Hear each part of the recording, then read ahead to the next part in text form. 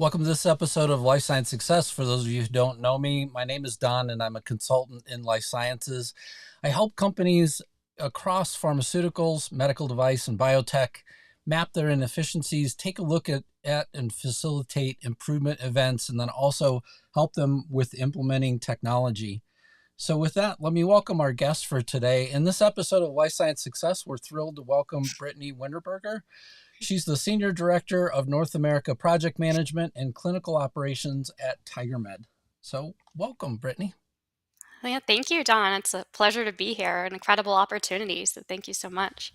Yeah, thanks a lot for being here. Would you mind just taking a little bit of time and telling everybody a little bit about yourself? I mean, obviously I ran quickly through your current job title, but as I look through your career history, you've had a great career, in doing a lot of the things that you're doing today. And so I think it would help people to understand, one, sort of what led you to the point where you're at right now with Tigermed, but secondly, what led you to want to be in life sciences in the first place? Yeah, just a quick little bio about me. Personally, I'm born and raised here in Cincinnati, Ohio, still here. Did my undergraduate degree in biological sciences and studied at Marquette University and also was able to kind of study abroad when I was there, which was a really cool experience. And I came back here to Cincinnati after that and met my husband. We have two wonderful kids, a 6-year-old and a 3-year-old, and we enjoy life together, traveling, being outdoors, and we're a big sports fan family. So it's March Madness season right now, and go Marquette. They play Friday against Western Kentucky. So I'm getting the whole household pumped up for that. But in terms of my professional career, I kind of stumbled into the field really quite unintentionally. Initially it was my aspiration to be a pediatric oncologist, which was kind of fueled by the unfortunate and just really devastating loss of a close cousin of mine to leukemia when we were just 15. So, witnessing the impact, of cancer on a loved one so closely, it's just really left a mark on me, and it kind of instilled a desire in me to really help others suffering from cancer. But, as I embarked on that path towards med school, I soon realized that I don't think I possess the emotional fortitude, required to become a pediatric oncologist, facing such immense, suffering, really on a daily basis. It's just so daunting. And I kind of questioned whether I could even handle it effectively. But I was still determined, to make a difference. I still wanted to contribute, to the fight against cancer. And it was, really during this period, I guess you would call soul searching, that an opportunity presented itself. And it's actually kind of a funny story. My aunt, she happened to be in contact with the HR team at a local CRO here in Cincinnati, and she was selling them office furniture actually. And she said, "Hey, why don't you explore, the CRO, and I'll give them your resume." And to my surprise and really delight, they brought me on board, and that was my first job, and that's where my journey really began. And I know it's not really the front lines of patient care, but I still believe that our work here in clinical research still contributes to the advancement of treatments and therapies to really help those patient outcomes and worldwide. And I feel like I can still, honor the memory of my cousin while actively working, towards a future where I hope that, cancer becomes, a manageable condition instead of a devastating diagnosis. Yeah, I mean, it is an interesting thing because I feel like a lot of people that wind up in healthcare in some way have been affected on the other side in one way or another. And so they sort of, say, hey, look, I would like to help have an impact there. And certainly, helping to develop the next generation of drugs or being a part of the clinical research that goes into that certainly can have, a very sort of dramatic impact as well. As you sort of look back on your career progression from clinical trial assistant to your current role at Tigermed, what are some of the pivotal moments that you had in your career? Yeah, reflecting back on my career, I think a few points kind of come to mind. I think the first one a lot of people can probably relate to, but it's always the decision to leave that initial company that you start with. I think you kind of feel like, oh, the company invested in me, they believed in me. You filled up kind of a family at your work with your coworkers, and just the thought of abandoning them and like letting people down was just really tough. But at the same time, you're wondering like, how could my career progress? Like, what am I missing out on if I don't take the opportunity? Is the grass greener on the other side? I feel like that's the unknown as well. But I ultimately kind of realized that I needed to grow and I needed to get a new opportunity and take a leap there. So I think that was a real pivotal moment. To show that there are other opportunities in the field at other companies that are just as great as the company that you were at. And I think the other moment that kind of coming to mind, it's kind of humorous too, but it's the first time I ever got a B on my performance review. And like, I'm kind of a nerd. I was always a straight A student in school, like super dedicated, high marks in my previous roles, and kind of a perfectionist. And so I was like shocked and like extremely disappointed. And I mean, the circumstances surrounding the particular review were, I mean, I understand they were challenging. I was under a new line manager who was unfamiliar with my contributions, and she already had a very tight knit established team of her own. And so while I understood the constraints that she was under, and it was really kind of the first time I felt undervalued in my career.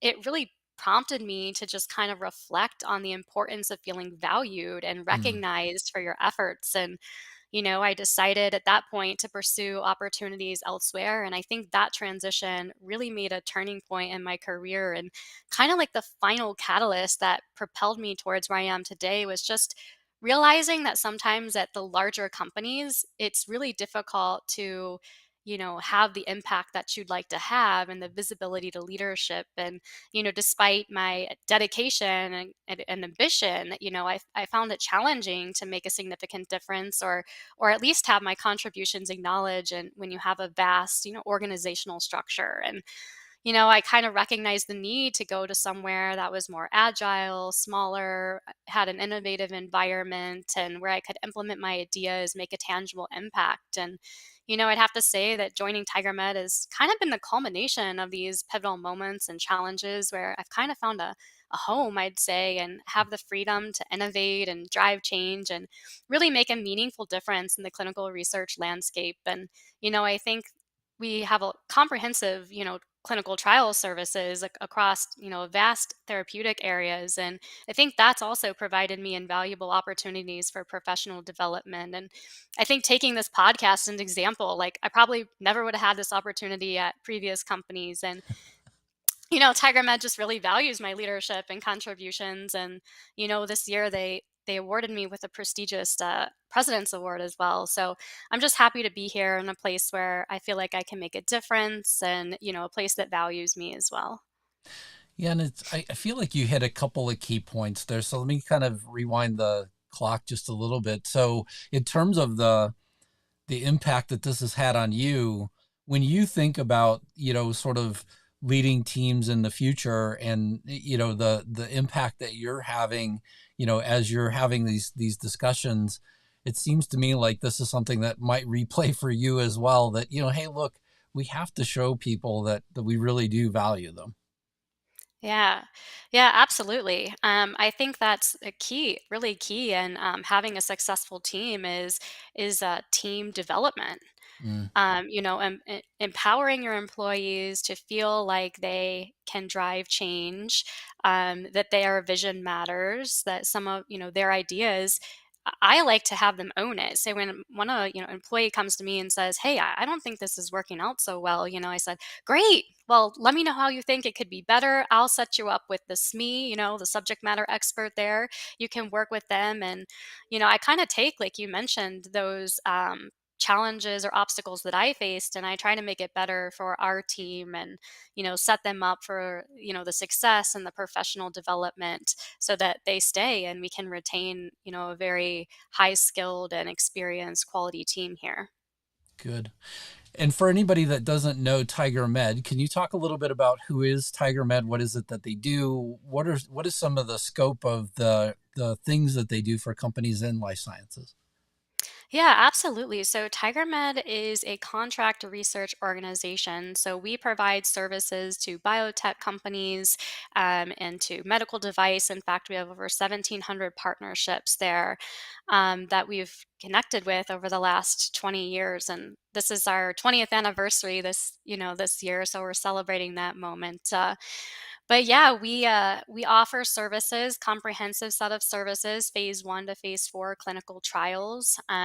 So we can do the gamut, the clinical operations, medical monitoring, medical writing, device trials, safety, pharmacovigilance, data management, pretty much everything involved. We have our own depot here, which I think is kind of unique, our own central lab. So it's really a place where we can run a full service clinical trial and provide that expertise that whether you're a large pharma or a small biotech, there's a strategy here for you that we can tailor and adopt to your unique needs. Perfect. And how do you ensure the success of your team in terms of delivering projects on time while trying to maintain quality? Yeah, I think there are really five kind of key elements to success. And one of them we kind of touched on. So maybe I'll go to that one and talk about that one first here. And, the team development. So I think that's a big one. And it starts with hiring the right people. So I like to personally try and sit on as many interviews as possible to make sure we're hiring quality individuals who share our dedication and vision and just make sure that we, from the outset have right-minded and skilled people and then equipping those people with the tools that they need and the training to be successful. And I think that's an evolving process as we continue to seek to kind of improve and adapt to new methods and new technologies and make sure they have adequate support, a mentor and a manager who can be with them regularly and make sure they feel supported and have the guidance they need to excel in their roles. And I think we touched on this a little bit, but the professional development, giving them the right opportunities to develop their skills and knowledge and enhance their individual performance, which also just strengthens the overall capabilities of the team. So I think that's huge. I think, strategic planning, developing comprehensive plans, bringing in quality assurance into the entire project lifecycle, you know, um, I think everyone's favorite word, like KPIs, your key performance indicators, it's important to review those and make sure you're identifying any areas of risk or concern early on, taking kind of proactive measures to mitigate them, and you're on track with your deliverables and your quality and managing your risks and kind of like a live and learn approach. We hold monthly team calls where we actually discuss best practices together, tips and tricks, lessons learned, what's new in the regulations, highlight success stories, and kind of create that more collaborative environment where team members can learn from each other and stay up to date on industry trends and developments. And I think, kind of last but not least, you don't have a trial if you don't have sites and investigators. So, making sure we have a great network and established relationships with our investigators, a good collaboration with them is huge to the success of our team. And we've been able to develop those relationships throughout the world to really help us deliver our trials on time and with good quality. And as I think about a lot of the things that come together in a clinical trial, right? I mean, I have to envision that it's always a challenge managing these moving parts, but also having the sort of knowledge and the history in terms of being able to manage these sort of things as well has to also help you longer term, and being able to leverage that greater collective in terms of that, whether it's partners that you have or internal resources that you have, and leveraging that greater collective has to also benefit the trials at the end as well. Yeah, absolutely. Getting all your stakeholders and having those collaborative partnerships is key. And, at the end of the day, it's really about leveraging our think globally, act locally approach, where we bring our 2 decades of insight across borders that's, really also led us to be so successful. Mm. So I was educated a little bit last week at the end of the week. I was on a call and somebody happened to mention the fact that they feel like um, that inside of clinical trials that there's been an evolution, as well that they feel really benefits at the end of the day in terms of delivering, drugs and to patients faster. And in that conversation, I thought about our interview that was coming today, and so I just thought I would sort of ask you to reflect a little bit. You've had a lot of experience before, both in cardiology and oncology. How have clinical trials evolved in your career, and what benefits are you seeing happen? Oh yeah, I think it's been incredible witnessing, firsthand the evolution of clinical trials, especially in, cardiology and oncology. And oncology, I think, one of the most notable advancements has been the shift towards this precision medicine and targeted therapies. With advancements in genomic sequencing and identifying biomarkers, we now have really a better understanding of the molecular drivers of cancer, which allow us to develop more tailored treatments or personalized treatments for each patient. And I think this has really led to like a paradigm shift in oncology trials with more of an increased focus on biomarker driven trials and the development really of novel targeted therapies. And in addition to that, the adoption of innovative trial designs such as basket and umbrella trials, which really allows for more efficient testing of multiple therapies in parallel. So essentially, you're running, a few studies within one, accelerating the pace of the drug development in oncology.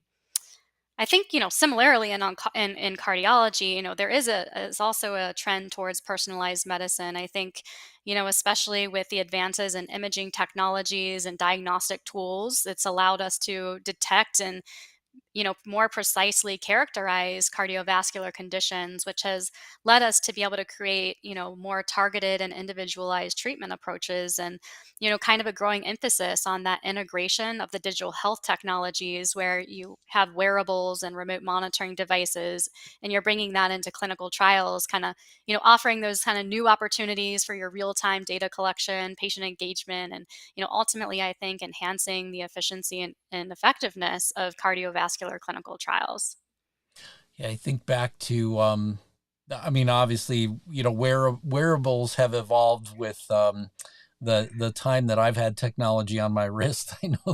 I know that, and but yeah, I mean, I have to envision that, the ability to sense things and the ability to sort of contribute data along the way, would be a greater benefit. Do you feel like there's any level of greater impact either on the patient or on the timeline to deliver a drug because of either of those? Yeah, I mean, I think both. It certainly gets us the data faster. Instead of, a site typically traditionally would have to collect the data physically, input the data into a system. And here, like I mentioned, it's kind of real time data collection. So you're getting that data quicker. And then the patient, they don't have to actually go to the site to get the data collected from them. They can just be at home Mhm. wearing this, wearable. And essentially, we're getting the information they need with decreasing the burden to the patient. So I absolutely think that this patient centric approach is the future for clinical trials and really can help us, you know, have more patient accessibility to clinical trials. Yeah, so important. Well, and I just envision, being told, hey, look, you're maybe hours away from the hospital that you need to go to have certain things done, and then having to go there to have only data collected, right? So it probably wouldn't Yeah. be all that convenient at times. So, in terms of your personal commitment, in terms of combating cancer and the experience that you said that your cousin had had with leukemia, um, how does that motivation now shape your approach to your work and the projects that you choose to take on? Yeah, I mean it's a huge impact. I think losing a loved one to cancer at a young age just deeply impacted me. And I think it really shapes my approach in several ways. I think kind of gives me a sense of purpose and urgency in everything that I do. Every project that we take on, every decision is really driven by a desire to make a meaningful impact and difference in the lives of these patients that are battling this awful disease, and kind of go above and beyond, your daily, responsibilities to make sure that, there's success in everything that we're taking on. And, I think it certainly kind of prioritizes also the the projects that we're naturally gravitated towards. Having a wanting to have an impact on the cancer, the treatment, the patient care, and whether that's through development of new therapies, implementing innovative trial designs, or really advocating for that patient-centric approach I mentioned. It's really just seeking these opportunities to advance the cancer and the science and heightening your empathy, because at the end of the day, there's a human aspect to all this.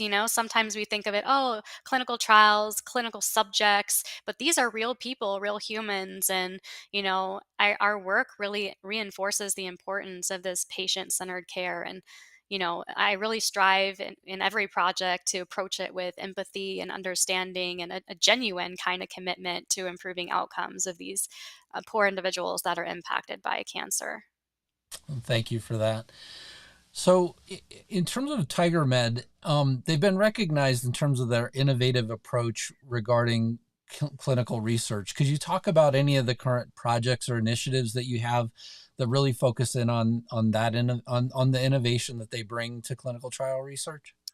Yeah, absolutely. I think, at Tigermed, we pride ourselves on innovative approaches to clinical research. And I think, really two initiatives are coming to mind. And the first one being that, driving patient recruitment through trial design. And then the second being the decentralized clinical trials, which kind of, goes into what we were talking about with the wearables and things. But I think one of the key areas where we've demonstrated our innovation is really in our approach to how we recruit our patients and how we design our trials. And Tigermed was established and founded in China. We have a huge presence there as well. With China, being home to the world's largest population, they recruit patients much faster than we do here in the U.S. And we've really capitalized on the advantage to accelerate recruitment and streamline trial processes. And our team has become experts in communicating with the China CDE, which is the equivalent of our FDA. And we've been able to design trials that meet the requirements of both the CDE and FDA, and allow us to comply with the regulatory standards and expectations in both regions while having this efficiency. So I think, if we look at our phase one trials where, we initiate trials simultaneously in China and the US within a single protocol, this approach enables us to really achieve aggressive timelines and goals and accelerate the pace of the drug development, but at the same time, lowering the cost of for our clients. And we're doing a trial right now, and I think it's a HER2 ADC, which is, just a super highly competitive space. A lot of innovation going in there right now, and we were able to enroll 6 cohorts with more than 60 patients in just a year using this China-US model, and progress this trial from a phase one to a pivotal trial in just 2 years, which is just incredible speed. If you know this industry, and ultimately the company, got $1 billion licensing agreement and received accelerated approval status from the FDA. So that, I think, that kind of innovation is really, helping out our customers as well as our patients, because we're lowering our drug costs, we're getting drugs to market faster. And yeah, so I think that's one area that, we've been really successful in innovating. And I think the second one, as I mentioned, is our decentralized trials task force. This initiative really, as I mentioned, kind of aims to that patient, centric approach, having patients engaged and participating by leveraging these digital health technologies and implementing decentralized trial approaches. So, we talked about wearable devices being an example. There's clinical trial monitoring software out there. And so it kind of reduces the patient burden, makes it easier to implement for us, and increases really kind of the compliance aspect on all ends. And I think now almost more than 30% of our ongoing trials have some sort of DCT or decentralized element, kind of putting us at the forefront of this kind of approach. And I think we have almost 200 hybrid trials ongoing right now across disease areas. One of them being a big phase three breast cancer trial that has more than 700 patients spanning across 11 regions. And we've been able to employ, an online questionnaire, an electronic diary. We mail the drug to the Mm. patients, so they don't have to come in to get that. And for sample collection, they don't have to come in to the site to get their draws. They just go to their local, closest lab. And yeah, so we've been able to design that to, protect the integrity and data quality, but at the same time, minimize the cost and the burden to the patient and increase our efficiency. Also important. So the next few questions I want to focus in on you. What's the greatest leadership advice that you've ever received? Oh no, I think this is a hard one. I've had some great mentors over the years. Let me start with something that didn't come from a professional mentor, but it's been a slogan I've kind of come back to at so many points in my career. And don't judge me. I'm pretty sure this quote came from like a rom-com back when I was like a teenager or something. And I won't even name the movie because I don't want to age myself. But the quote is, "Don't let the fear of striking out keep you from playing the game." And I Mm. think this quote has really resonated with me like during my entire career progression and, really kind of encouraged me to take chances and opportunities and, that really have shaped my career today where, I might have had some hesitations. Is this the right thing to do? And yeah, so I think that is a slogan I kind of live by, but I have received a lot of good advice and I think the best advice I've received probably from a professional more mentor at Tigermed actually was around the importance of emotional intelligence and effective leadership. And, recognizing and understanding emotions, both in yourself and in others, is really key for building strong relationships and fostering collaboration, really driving positive, interchanges, exchanges, and outcomes. And, I think part of that is understanding empathy and being able to empathize with others, understand their perspectives and feelings and their experiences to be able to connect with people on a deeper level, build that trust and inspire loyalty and having some self-awareness, being aware of your own emotions, strengths, weaknesses, your impact on others is just as crucial for your personal growth as well as effective leadership and being able to kind of remain calm and composed in challenging situations is critical and maintain kind of that emotional stability, resilience, and make sure that you kind of instill a sense of calm in your team and navigating those complex or high pressure situations. Also true. I mean, it is interesting though to me always that whenever I think about emotional intelligence and the fact that you work in a space that should have the most emotional intelligence because you're oftentimes dealing with some level of sick people, and yet I feel like at times this environment doesn't always lend itself, to that, right? And you're saying that, on the other side that, hey, look, it is absolutely critical that we consider, the empathy that we have for others and sort of broaden that perspective in terms of, our approach to both how we lead people, but also how we build the environment that the products that we're creating in. Yeah. Yeah, exactly. So what, Brittany, my next question is, what inspires you? Yeah, I think for me, this is pretty easy. I think it's, the doctors really and the staff that are Mm. caring for these patients and think about it, they're in clinic all day taking care of patients that are suffering and saving lives. At the same time, they're contributing to our clinical trials, which let me tell you takes up a lot of time for them, dealing with all of our email communications and calls and paperwork and data entry and that leads to just really long days for them and but they keep waking up and doing it day after day and that just inspires me to also, work hard and give my best, be dedicated and, just work as hard as they do. And, I'm also inspired by the opportunity to make a positive impact like they do and drive that meaningful change in the lives of others. And, whether that's through my work in clinical research, where I fortunately have the privilege of contributing to the development of life saving therapies, or, just in my interactions with my colleagues, where and we mentioned I try to empower them, support them, and drive a sense of purpose and them to kind of leave like a lasting legacy, I guess I'd call it, of positive influence. Yeah, so important. What concerns you? I think my biggest concern for this industry is probably patient accessibility still. I mean, while we have decentralized clinical trials and we've made great strides in addressing these problems with the cost of drugs and the access of patients to clinical trials, I still think there's a lot of work to do. You know, there's not 100% implementation of DCT at this point.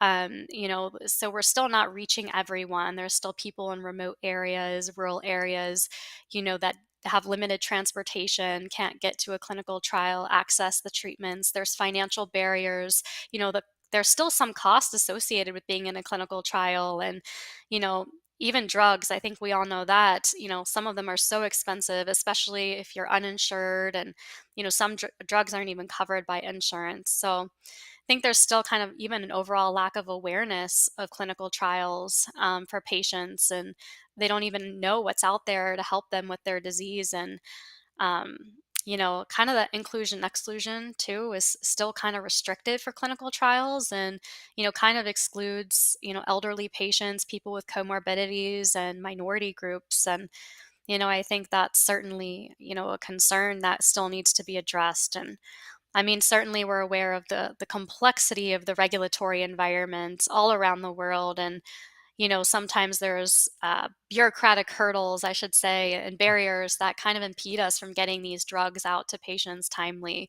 So I still think that these are all concerns that we kind of need to come together and address from all points of view, from policymakers to the pharma companies, healthcare providers, and even like patient advocacy groups, to continue to push forward and figure out ways that we can make, clinical trials and drugs more accessible to everyone.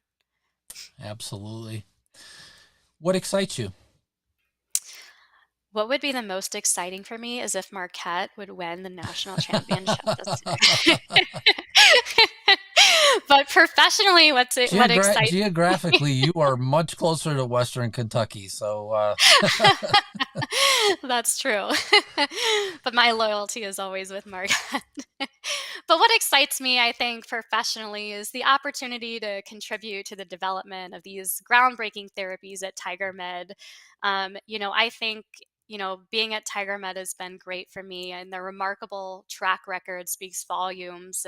We've have over 2,400 drug registration projects already and conducted more than 560 oncology clinical trials, and more than 70, approved vaccines from our clinical trials. And, we have a vast network of partnerships and collaborations, and we're operating in more than 180 locations. So we have more than 10,000 employees, and we continue to grow year after year. So I think that growth and success is just tremendous. And it excites me as a woman because 81% of our workforce is actually comprised of females. And of that, 63% are in senior management positions. So that's really exciting, and shows me that Tigermed is a company for everyone. And, we have so much more growth potential as well. And, kind of being a leader in the company has really helped, you know, me feel valued and excited about planning the strategy and the path and the future, the path forward. So I think that really energizes me.